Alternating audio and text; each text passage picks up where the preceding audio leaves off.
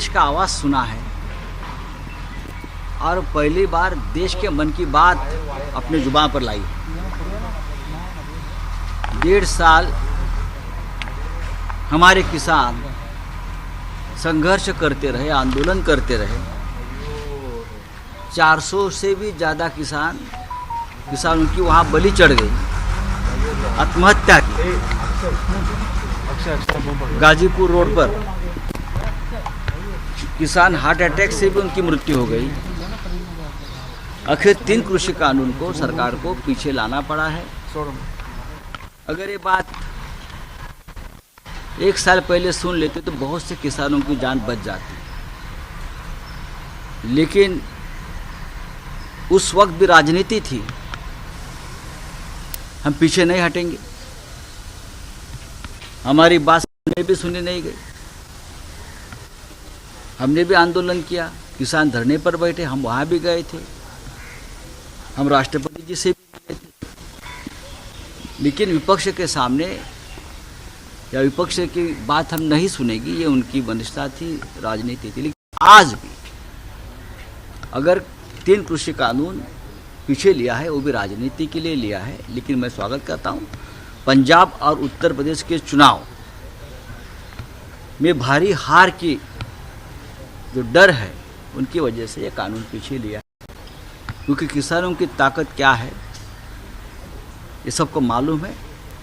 पूरे विश्व में इस आंदोलन की चर्चा थी, पूरे विश्व से इस आंदोलन के बारे में सरकार के ऊपर दबाव था और हमारे मानवतावादी सरकार अपने आंखों के सामने किसानों की बलि चढ़ते हुए देख रही थी। लेकिन आखिर इस देश में किसानों का विजय हुआ है। जय किसान, जय किसान। सर, किसानों को आतंकवादी, खालिस्तानी यही तो है। आतंकवादी कहाँ, खालिस्तानी कहाँ, पाकिस्तानी कहाँ। किसानों को कहा कि उनको खालिस्तानी फंडिंग करते हैं। किसानों के आंदोलन में आतंकवादी घुस गए हैं। ये भारतीय जनता पार्टी के नेता खुलेआम बोल रहे थे। लेकिन किसान इस देश का अन्नदाता है, किसान इस देश का माँ है और किसानों के साथ आप इस प्रकार से बर्ताव नहीं कर सकते, क्योंकि पूरा देश किसानों के साथ है।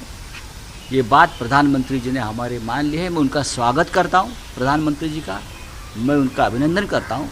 और विपक्षता की जो एकता रही इस मामले में, वो आने वाले दिनों में बहुत कुछ गुल खिलाई। किसानों को गाड़ी से जो रोंदा गया, अजून देखील मिश्रा यांचा देखिए, किसानों के ऊपर इतने साल में इतने अत्याचार हुए हैं।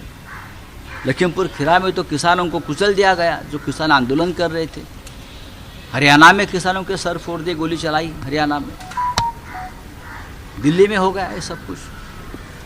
उसके बाद भी किसान डटे रहे और हटे नहीं। और उसके वजह से अब जो आने वाला संसद का सत्र है, उससे पहले सरकार को 3 कृषि कानून, जो काले कानून कहा जाता है, उनको वापस लेना पड़ा। सर, उन्होंने कहा, टिकैत जी ने कहा है कि जब तक संसद में ये कानून वापस नहीं लिए जाते, रद्द नहीं किए जाते, तब तक आंदोलन जो है वो खत्म नहीं होगा। देखिए, वो तो अभी एक औपचारिकता रही है।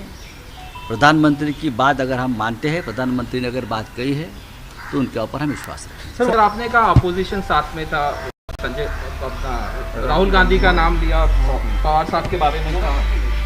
हाँ, मैंने कहा कि पहले दिन से कांग्रेस के नेता राहुल गांधी जी अपनी बात बहुत ही स्पष्ट तरीके से इस मामले में कहते रहे, बोलते रहे। सदन में भी अब आंदोलन करते रहे। शरद पवार एक अपनी भूमिका इसी मामले में हमेशा लेते रहे। सभी विरोधी दल इनकी एकजुट रही इस मामले में, तो ये सभी का भी सबका विजय है।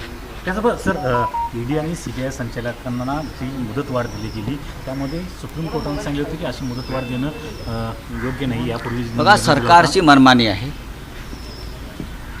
ज्या पद्धतीनं जनतेच्या रेट्यापुढे 3 काळे कानून मागे घ्यावे लागले सरकारच्या जनतेच्या दबावामुळे, एक दिवस या सरकारला ईडी, सीबीआय, इन्कम टॅक्स, एनसीबीची मनमानी आहे, त्याला सुद्धा चाप लावावा लागेल, इतका जनतेचा दबाव आणि रेटा वाढला. तो हिंदी में सर, जानना सर, चाहूँगा, आपने बताइए. कहा ईडी और ये सब देखिए, जिस तरह से जनता के दबाव के आगे झुककर 3 कृषि कानून जो काले कानून है उनको पीछे लेना पड़ा है सरकार को, उसी तरह एक दिन जिस तरह से दबाव तंत्र ईडी का चल रहा है सरकार के माध्यम से, सीबीआई का चल रहा है, इनकम टैक्स, एनसीबी, उनको भी पीछे आना पड़ेगा.